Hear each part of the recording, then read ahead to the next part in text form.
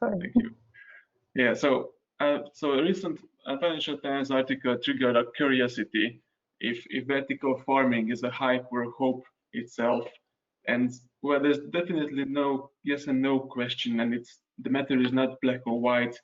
We believe that everybody has its own system to accept or reject this thesis around vertical farming. So we are here to clear up the myth a bit and to hear from industry leading experts and companies their opinion and their view on the topic.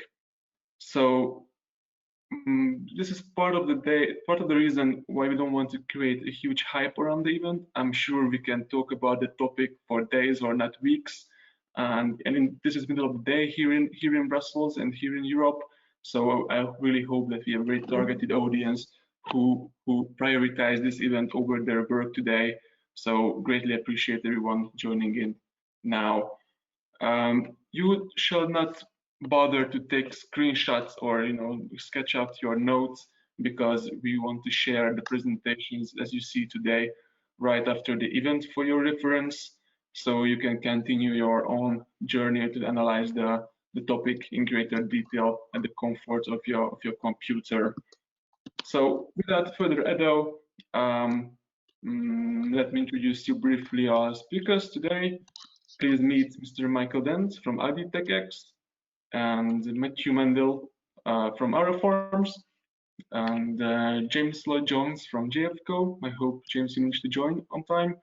And Alexander van Dunen from Belgium, from Urban Harvest, and Ares Ferregni from Italy, from Wolf Farm. So I hope you all get the chance to have a short view of our speakers, of our companies on the event's website or on social media or other channels.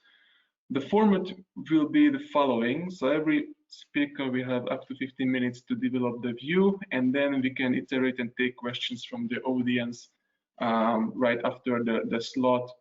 And if you still have any thoughts remaining in you, don't hesitate to ask us at the end of the event as well. So we want to make this event very hands-on, very approachable, more focusing on the questions to guide the conversation. So I count you all to be more active and be not afraid of speaking up if you have any questions. Yeah, just before we get into the story, let me just briefly put the event into context.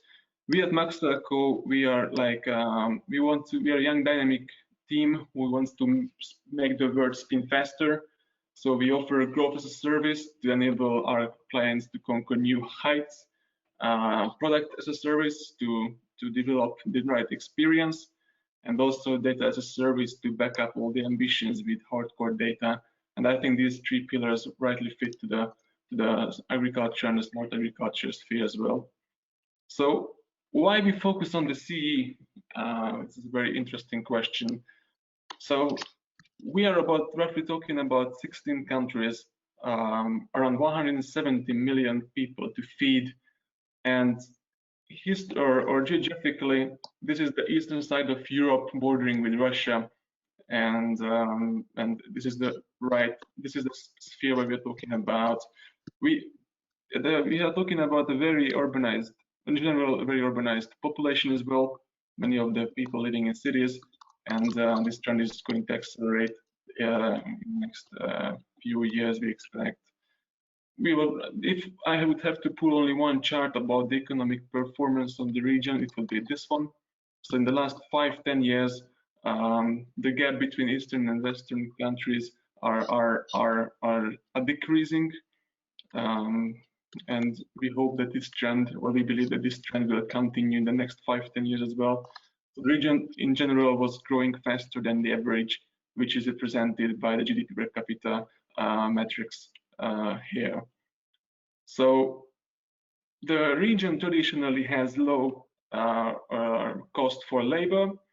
I think this slide doesn't require further explanation. There's a significant gap still in between the two regions. And the other major cost driver for farming, for agriculture, is the electricity prices for lighting up all the LEDs and also for natural gas prices to heat up and keep the temperature under control are extremely favorable and affordable in the region. So we believe that the major cost drivers for farming can be such an advantage for the region.